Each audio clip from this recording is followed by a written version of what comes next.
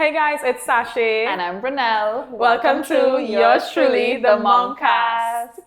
It's another episode. Yes. Welcome back. Welcome back. And today we have a guest. So, what's your name? Hi, my name is Samona Davis. So we have Samona here. She is a mom of 1.5. She's a wife, she's a behavioral analyst and an autism consultant. She's the founder of Aid Consulting, which provides personalized behavioral support for children with autism and their families. Her approach emphasizes recognizing each child's potential and individuality, working closely with families to develop strategies that enhance communication and positive engagement. Is there anything I missed? Let's clap. But is there anything I missed out? No, I think you hit the nail on the head. Well, thank you so much for coming and joining us, being a part of the Momcast. I have watched your journey. I've seen you become a mommy. I've seen you step out online, share your expertise. I have admired, have learned.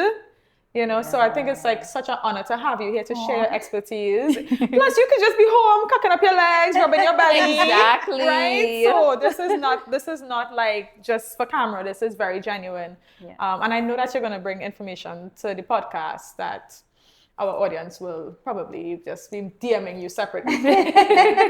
So today we are talking about parenting strong-willed kids. Help, Samona, help us. Help. Because I have a very strong-willed daughter. Her name is Zaria, and she's 4 going on 14, 15. Yeah. She has reached this phase where she's just telling me, no, I'm getting pushback. I am not accustomed to that. Like at all. Like why? When I ask you for something, no. What do you mean? Yeah. And then there are these, Mommy, I'm not in the mood. oh gosh, I will do it just now. And I'm like, girl. Yep. Yeah. See, old school parents would say, listen, go and do it now, I'll give you something to cry for. Exactly. Yeah. But we try not to go back there. We try not to. So like right now I'm not there, but I'm not a gentle parent either. Like I will hit you that look and you better figure out where you had to figure out and get what I need you to do. Yeah. But at the same time, it's so easy to just go back into the... It is. Wait, and what? I'm glad you mentioned the gentle parenting thing because I think our generation is in a unique position where we're trying to like undo and kind of reparent ourselves while also trying to learn how to parent our littles. And then there's a general misconception that I think people misconstrue gentle parenting with permissive parenting. Yes. So it's not so much about like everything has to be, your feelings come first and it's okay. You can like tell me no or throw yourself on the ground and scream and cry and like I just have to be okay with that. I think gentle parenting is more of authoritative parenting where like I'm here to help you emotionally, support your communication, support your emotional regulation, but at the same time like there's boundaries. Yes. And there are things that are just non-negotiable in the moment. So like if I need you to clean up your toys right now, like it's okay for you to be upset about that, but also the toys have to get cleaned up right now. Yeah. But I also have a 3-teenager at home, right? The other bit too is it's developmentally appropriate. They are learning what those boundaries are. So we kind of have to teach them from now and like lay that foundation. But it's so hard. It is. It's a tough job. But one of the main tips I like to give parents is if it's something that's non-negotiable in the moment, don't present the instruction as if it is. So it's not, can you pick up your toys? Because when you ask it as a question, it then leaves you to open for the answer to that question to be no. Exactly, right? Yeah. So I do that a lot. So you have to be very conscious of like, okay, how am I even presenting this in the first place? And then how do I correct it? So I can still ask you nicely. I can say, I need you to pick up your toys, please. Or can you pick up your toys? Well, not can you, but pick up your toys now, right? And then holding that boundary. So I've asked you once, you're ignoring me, you're doing whatever. The next time I have to say it, I'm not only asking you, but I'm right there with you to help you follow through. Clean up your toys means we're cleaning this up. I'm like physically guiding you to the toys. I'm helping you. I'm figuring out, okay, if there's toys, all over the floor, that could be a little overwhelming, right? Yeah. So let's just pick up these, or turn it into a game, or I'll help you. I'll hold the container while you put it in. Yeah. I'll find a creative way to make that task a little bit more appealing. Fun. Yeah. Yeah. Yeah. So what would you say to the moms who are having like a really tough day? And you just, as Brinnelle said, like I don't have it in me to be extra creative right now. I don't have it in me to ask nicely or to even help you. I don't want to help. I want you to pick up all the toys now. Yeah. Because I think that's where we would slip back into how we were parented and Yeah. maybe even be tempted to like cut the little tail. Yeah. And this is not me advocating for it. I'm just saying the reality of what can happen. Sometimes Right? you gotta catch yourself and then Yeah. take a deep breath. Yeah. Let's try this exactly. again. Let's try this Exactly. again. So- That's what I'm teaching her. Like when you get angry, pause, take a deep breath. But then sometimes I'm like, you're not even taking your own advice. Yeah. And that's the thing. The first thing I would say is give yourself grace. Like we all learn and we're not expecting 100% perfection. And you can't help them emotionally regulate if you aren't emotionally regulated. True. Right? Yes. So in that moment, you kind of have to prioritize, all right, what's the most important thing in this situation? Is it the toys? Is it my relationship with my child? Is it my own emotion regulation? Like, what do I need to do? Is it that I need to step away, take a few deep breaths, get a glass of water, and then re-enter the situation? I'll give an example from my own life. This happened like just earlier this week. I don't know if it's the pregnancy hormones, right? But like, I have just generally been very low on patience. And like, if I'm sleepy, if I'm hungry, similar to toddlers, right? Like, emotion. Irritable. Yeah, it is irritable. So I got home. It was a long day. It was late. And I just wanted to get my 3-year-old to bed. And she just, I don't know, she just wasn't having it that night. She wanted to do everything else. And I got really angry. And I yelled and I was like, come on, we have to go upstairs. She started crying. Anyway, started the bedtime routine, got her showered. She eventually calmed down. And like, we both eventually calmed down. And I was feeling really bad. And while getting her dressed, she turned to me and she said, Mommy, I didn't like when you yelled at me. Can you apologize? And I said, I'm so sorry I yelled. Like, I just really want you to listen. Mommy got frustrated. I'm sorry. Gave her a hug and she said, I'm sorry I wasn't listening to you. I'll try to do better listening next time. Yeah. And at that moment, It's so sweet. Right in the feels, right in the feels. But also, like, I felt good about the fact that she felt comfortable enough To communicate. say that to me. And 2, the repair after the episode is also very important. Right. Right. So even like when you slip up, it's okay to model that for them. Like, I could come apologize, I could ask for a hug, we could emotionally regulate together. And we do what I try for the next time, Yes. So yeah, that's also That's something great that's important. advice. That's great advice. Yeah. Because sometimes when I slip up, like, I mean, the repair is there, but it might be just overlooked. So it may not be fully immersive. I'll be like, oh gosh, I'm so sorry. And then I move on. Yeah. It's not, and then, so like yesterday, I ate Zaria's snack by mistake. By mistake. I didn't mean to eat a snack.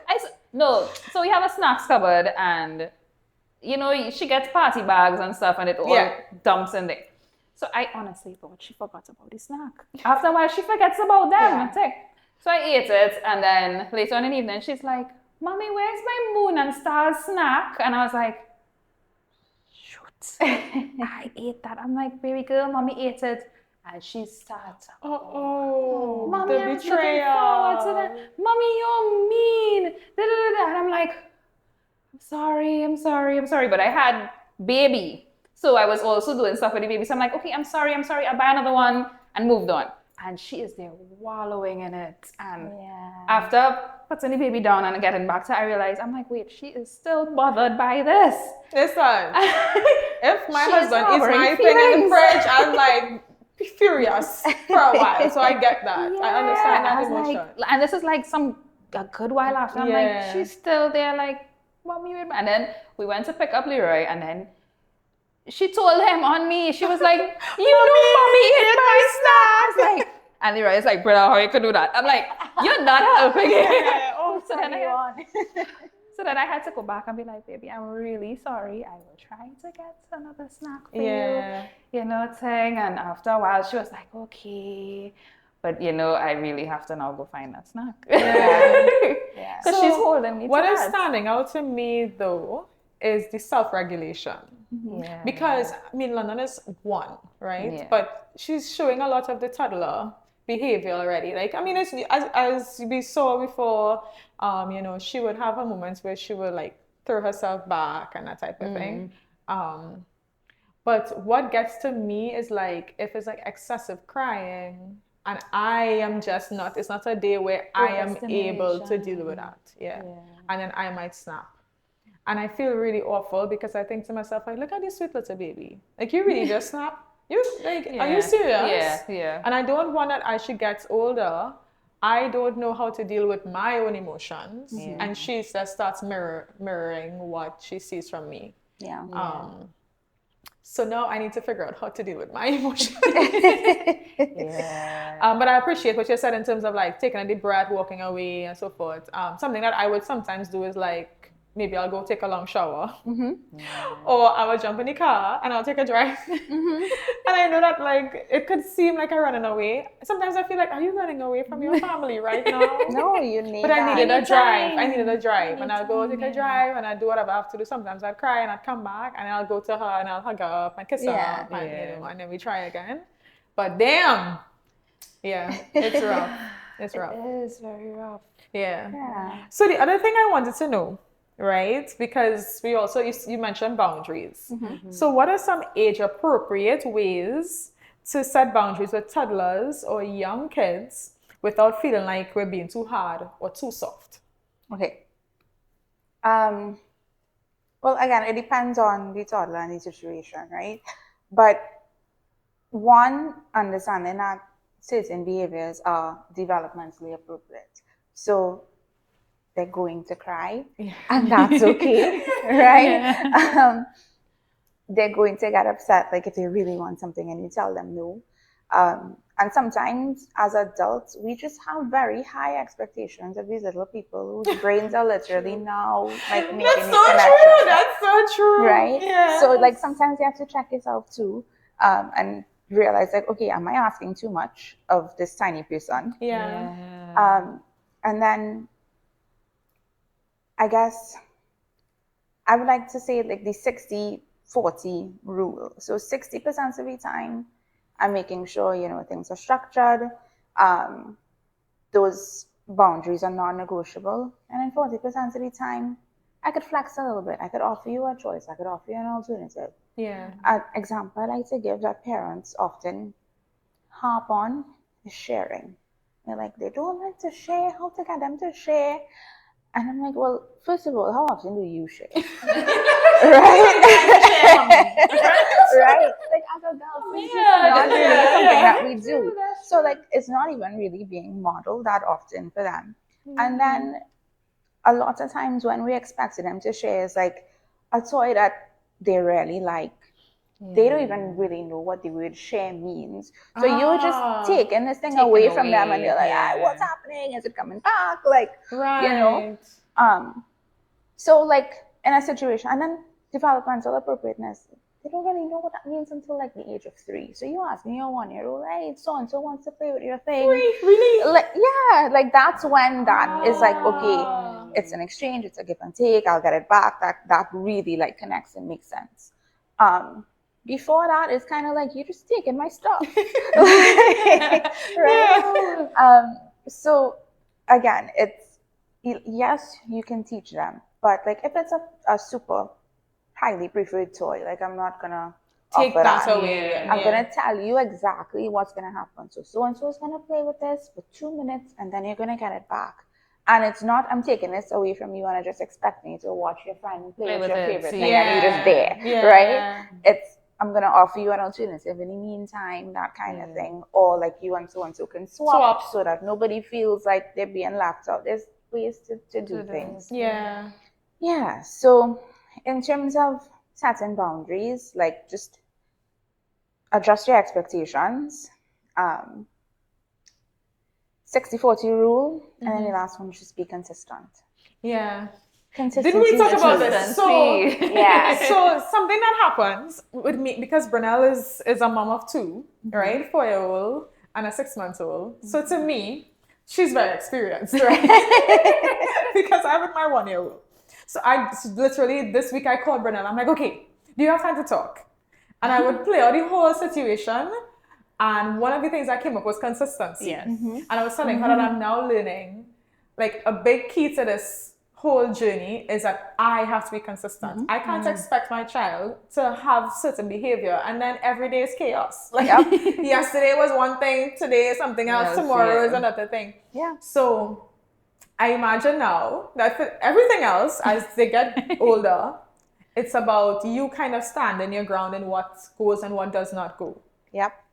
Or else the manipulation happens. And I guess you too probably being on the same page as your partner. Because if they are allowing something else, and then they will know how to manipulate that. So Zaria tries that. She tries that. She'll ask me something and then go and ask daddy to see if what he would do, or if it's the other way around, he'll be like, "What did mommy say?" Exactly. Mommy said no. Well, then it's no. Why you asking me?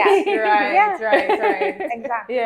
And they will try it. They're toddlers, right? Again, they are testing to see, all right, what is the boundary? Like, where can I kind of get through? So yeah, we absolutely have to be consistent.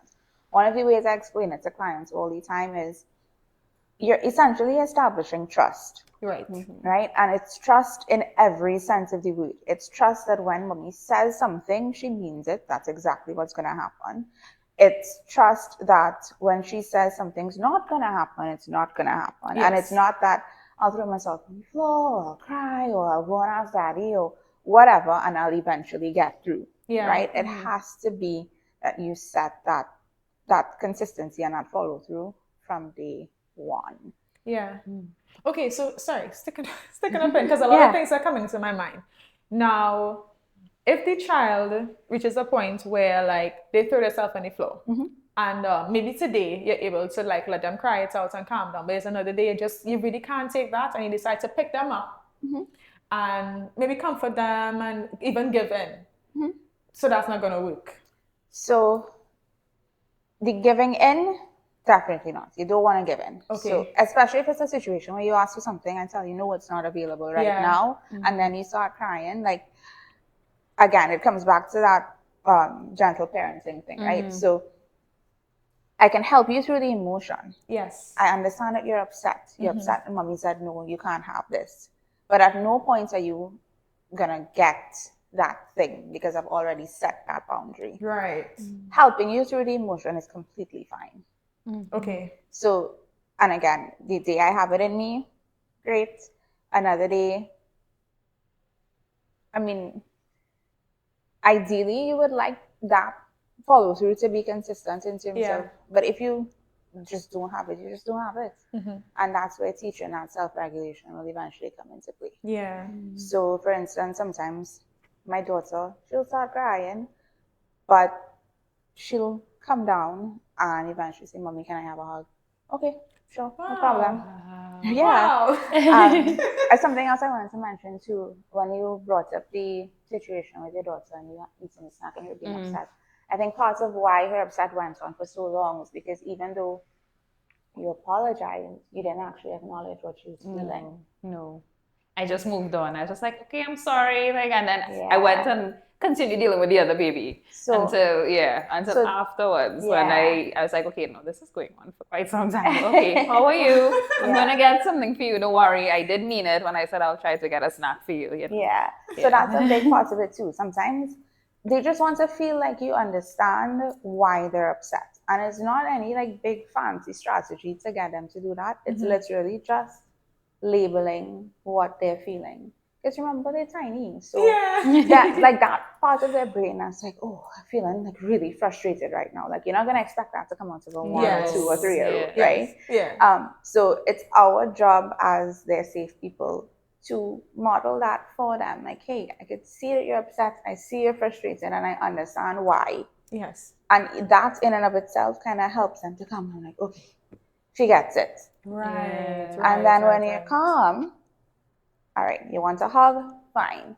How can we problem solve this? You can't get the lollipop you asked for, but you have chips and cookies. Pick one. Yes. Yeah. Yeah. Alternatives. Yeah. Right. I'm also thinking about, our audience, it's not only mummies of young kids. So we have moms of teenagers, we have moms of 10-year-olds. So I know this behavior, maybe they never got this advice when they were younger. So now they're trying to figure out they're teenagers. So it's just like a whole other ball game. Or, you now hit double digits and you're starting to feel big, right? Or you just finished SC and you're going to secondary school. So any kind of feedback on dealing, because that's a different level of communication as well. Yeah. Especially if they didn't have the groundwork Boundaries when from they before. were younger. How can moms approach that? So, similar concept, right? Yeah. You also have to understand they get into this age where they want a certain level of autonomy. So we have to give them that, but I guess, again, within those boundaries. So, like, offer them choices. It's like, if you're 13 years old, I really shouldn't have to be yelling at you to clean your room. Yeah. Right? I could give you time and space. You don't need to clean the room right this minute because I said so. All that's going to do is piss them off and make them not want to do it, right? But hey, here are the 5 tasks I need you to do for the day. However you get them done, up to you. But like, I'm treating you as an almost adult. Like, you make your choices, you figure it out. And having that communication. So again, toddlers might not be able to access the language in the moment. Yeah. Teenagers don't really do that either, right? So it's about leaving those lines of communication open and just having that conversation to say, hey, I acknowledge how you might be feeling in this moment. And it's not that I am, judging you for it or trying to change how you're feeling. It's really just, I'm here, I understand, I'm not going to get angry at you for being open with me. Just let's have a back and forth conversation and try to figure this out together. Okay. Yeah. Good to know. And you talk and I'm just like, yeah. what? I should have reached out to you about Long a year. time ago. That's advantage. My baby's still small. Yeah. Okay. So we have another question. So many of us entered into motherhood with big ideas of how we'd parent, then your real life hits. And what do you say to parents struggling with the gap between expectations and reality? Again, give yourself grace. Like, this grace one isn't coming up, right? Grace. Stop expecting perfection. You're saying, like, Samona knows all these things. Samona does not know all these things. I'm probably still going to go home and get overwhelmed and yell and have to go through the whole cycle again, right? But just focus on where you are right now, I think is key. Let those expectations go. And that's something that I personally struggled with in early motherhood. Yeah. Like, I remember being pregnant the first time around and reading this book that was like, get your baby to sleep through the night and like have them on this schedule and whatever. We can laugh at that. Yeah. And I read this book and I was like, oh, this is great. Like, I have this in the back. And then and it was actually like a source of serious anxiety for me because I was like, what's wrong with me? Why can't I do it? Like, is my baby Yeah. broken? Why is she not doing it? And then, like, you slowly come to the realization that you just had unrealistic expectations. Like, it's just not what it is. Yeah. Like, this is where we're at now. And I'm just going to do what works until it doesn't. Yes. And then we pivot. Yes. And that's like essentially parenthood. Yeah. Yeah. Yeah, literally, yeah. Yeah. That I'm is having it. that experience with London and her eating. So, of course, like when I was pregnant, you're watching all of the TikToks and the reels, and I'm just imagining her sitting in her high chair and eating all these things and so forth, right? And our eating journey and her food relationship was affected by her getting sick when she was 5 months, so she had vomiting and so forth, right? So, and I realized that babies remember those kinds of trauma. So I think she remembers the vomiting and the pain, and then she seems to also remember eating certain things, and then that probably maybe something happened there and she threw up or she didn't enjoy it. So she might have enjoyed how it tasted, but something else happened that affected the eating. And also she just loves the booby. She's just like breast milk, breast milk, breast milk, right? So we're working on it because now she's in play school, and so she's spending some time away from me. But we don't have her relationship with food is kind of like I had to accept. Okay, we're gonna start over a little. We're going to don't expect her to eat a full plate like you see other little ones doing, but at least she's getting some bites in. And I had to talk to myself and be like, you're not feeling Saché. She is okay. She's gaining weight. She is eating. So what if she wanted a piece of lamb and breast milk for dinner? So what? Right? And what if she just wants to have one cricks and one grape? Yeah. Right? And it really took a toll on me because, of course, you're hearing some things from the aunties like, Mommy, she not eating. And you're hearing, Mommy, you're spoiling her with the breast. Right? Yeah. And it's, you kind of beat yourself up. Yeah. Yeah. So I am now in the acceptance that, okay, it's not going to go the way you envisioned it or what you're seeing other mommies doing, but she's gaining weight. Yeah. She's healthy. Yeah. She is eating, and you all will figure it out together. Yep. Do what's best for you and your child. Yeah. Yeah, literally. That's literally it. And there was one time I saw her, there was something she ate. And I told one of my friends, I was like, wow, this feels bigger than my scholarship. This is like the biggest accomplishment ever. Like, this girl just ate, So it's like the little wins. Yeah. Versus this big thing you imagine. Yes. Exactly. And you got that. Yeah. Small wins day to day for sure. I mean, with respect to the eating, again, that's just what toddlers do. Yeah. And my pediatrician actually gave me some really solid advice because I went through that a little bit. I mean, in retrospect, Ari's been a pretty good eater, but she would have those days where like she's living off of one grape and air, and I'm like, one grape. yeah. One grape. And so what she said was, look at it over. She said, one, their bodies are really great at knowing what they need when they need it. Okay. Two, don't look at it over the course of the day. Look at it over the course of the week. Okay. Right? Because of course they'll have days where they're hungrier than usual, and days where they just don't feel like eating. Yeah. Or like they're out of their routine, or they get a new toy that's like really exciting, Yes. or like I just, saw that. like I saw other that things change, and eating is just not a priority that day. So yeah, I mean, same way you give yourself grace, you have to give them a little grace too. And then the other bit is don't force it, because once you try to, they're like, nope, not having it. Yeah. Yes. So kind of follow her lead a little bit too. Yeah, I made that mistake, and I've really beat myself up about it. To the point where, and I regret doing it, but like I would almost like try to open her mouth and be like, take something. And I had to stop myself and be like, you're just gonna make her hate eating altogether. Yeah. You're gonna make her like lock her jaw every single time you come with a spoon to her mouth. So then I decided, you know what, I'm just gonna leave it to be hungry. And of course I'm not gonna do that. No. So then I just left her to have the breast whenever she would want to breastfeed.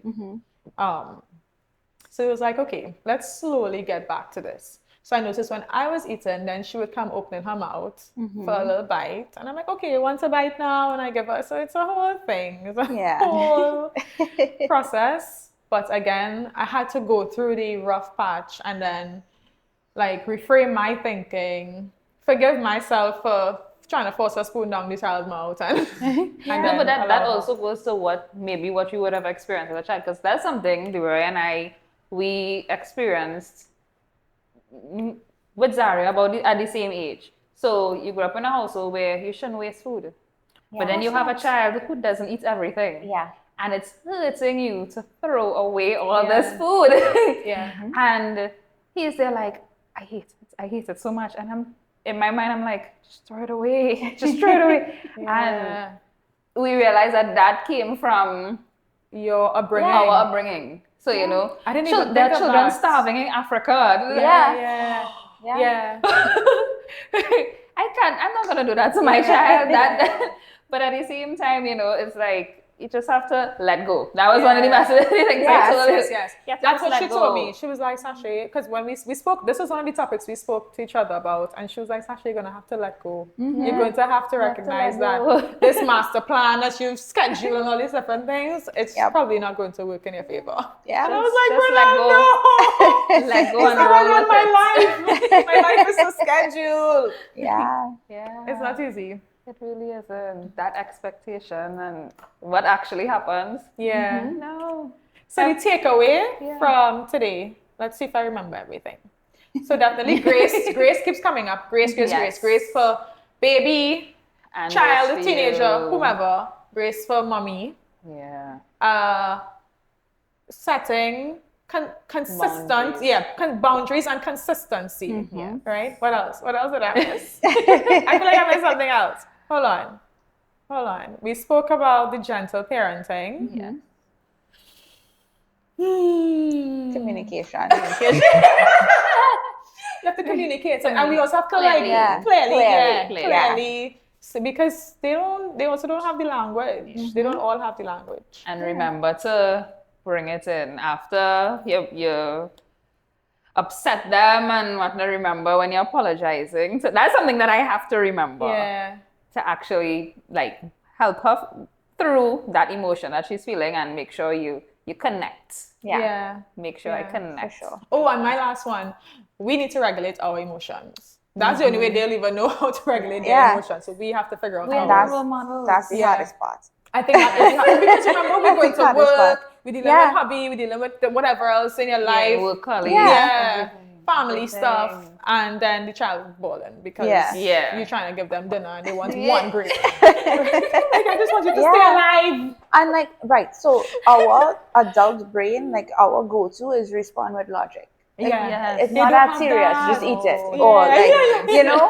And again, they don't have that, so it's about coming down to that level and understanding that they don't have that, and then kind of pivoting. Because how could my child survive on cricks? Yeah. Dry cricks? Samona, dry cricks. I'll just have one dry cricks. Darling, my child, we would buy doubles, and the doubles man knows us because he's like, okay, you want 4 barra? A little flour. What's a little flour? She don't want chana. She don't even want the sweet sauce.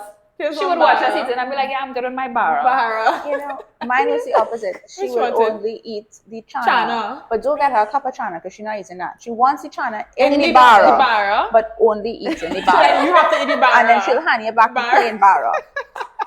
Yeah. And you see wastage. It's to frustrate you. So my advice on the wastage, get a dog.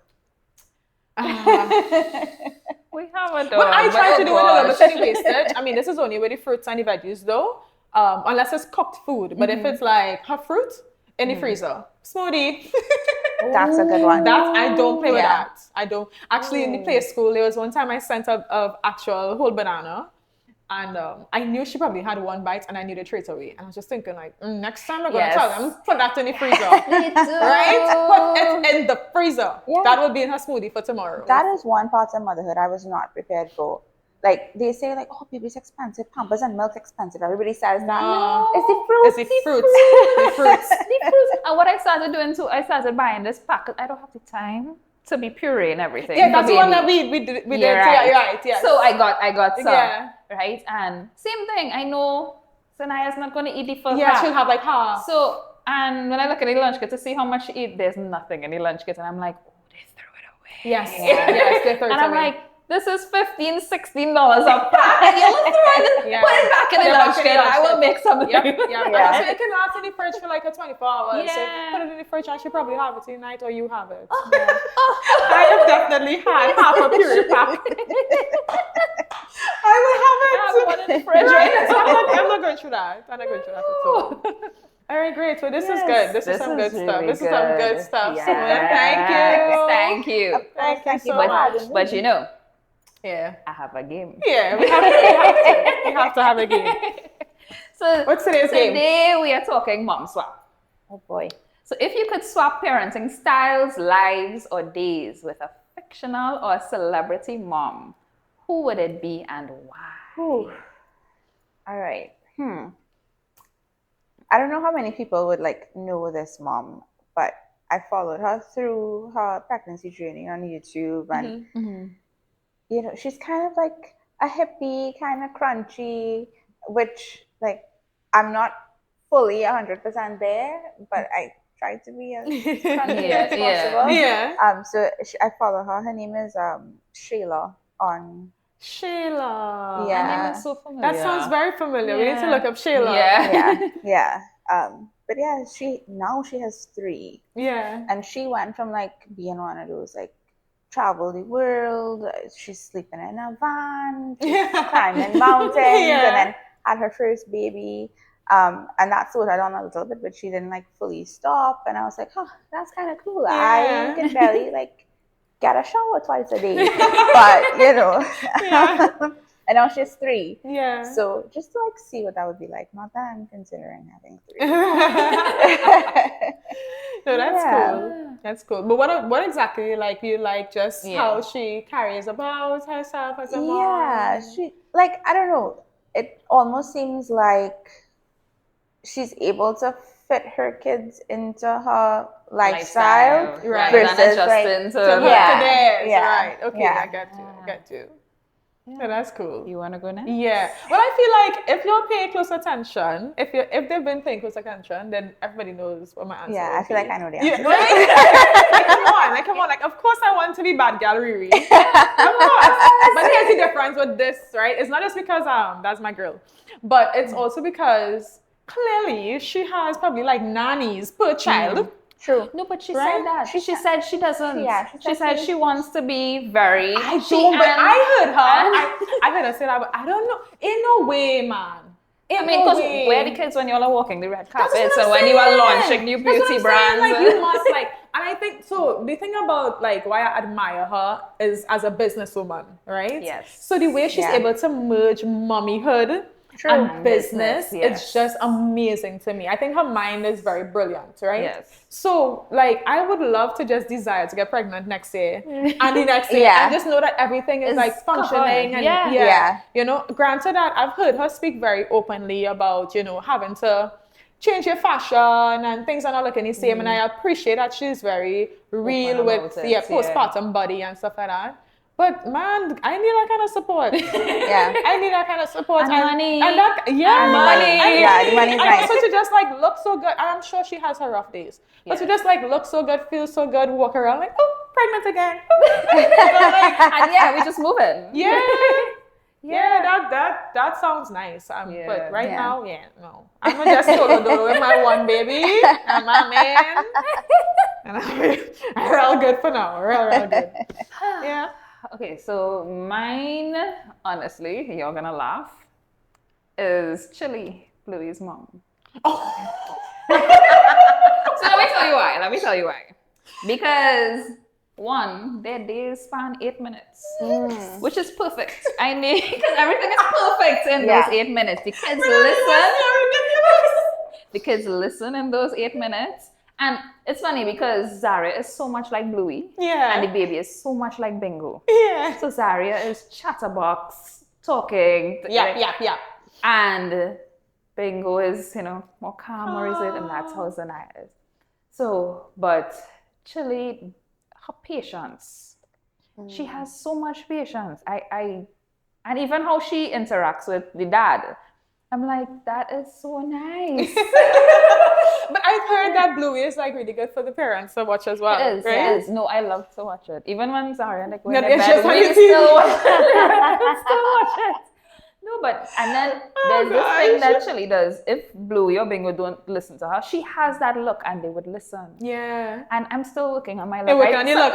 Sometime I looked at Zara and Zara's like, What are you doing? what are your face doing?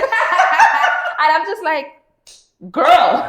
I will say it's real easy to be calm and happy look weird when somebody else is writing the script, True. right? That's true. So true. But that's what I said, fictional mom. Yeah. Yeah, because and then it's just 8 minutes. Like 8 minutes. If you think of like your full day, 8 minutes is more than enough to have like this perfect moments with your child. Yeah. Because somebody did say that in the comment section, like you only see 8 minutes of the day. Yeah. That 8 minutes is perfect, It's perfect. parenting wise. Yeah. But you don't know what the rest of their day Sometimes looks I don't like. even know as the difference cartoon. between today, tomorrow. It's just one long life.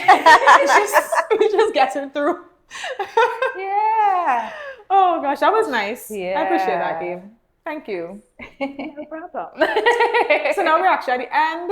Yes. So you see, quick, but impactful, meaningful. Definitely. Yeah, and Very true. we know for sure that you know what you're doing. Granted that you said that you're gonna probably go home and still have a moment. I know that we appreciate that. Yes, definitely. That advice. Yes. And we hope the audience, you'll appreciate it too. If there's any question that you have for Samona, please feel free to leave it in the comment section, DM. Yes. Her handle is here, so feel free to follow. If Reach there's out to her. any kind of support that you need, she will know how she conducts her business. But also her page is just filled with so much support, such great advice. So I encourage you to please go check out Aid Consulting. Immerse yourself in all that she's sharing for free, so that when you DM, right, you know how much to ask, what's the bill at that point. And yeah, like if there's anything else further that you want to know, feel free to reach out to us. Feel free to reach out to Samona. And thank you so much for being a part of the Momcast. Our community. Thank you so much for the comments. Thank you so much for sharing. We are seeing you. We are hearing you. We love it so far. We love it here. Yes. Yeah. Thanks so much again. You know where to find us. And see you later. See you in the next one. Bye. Bye.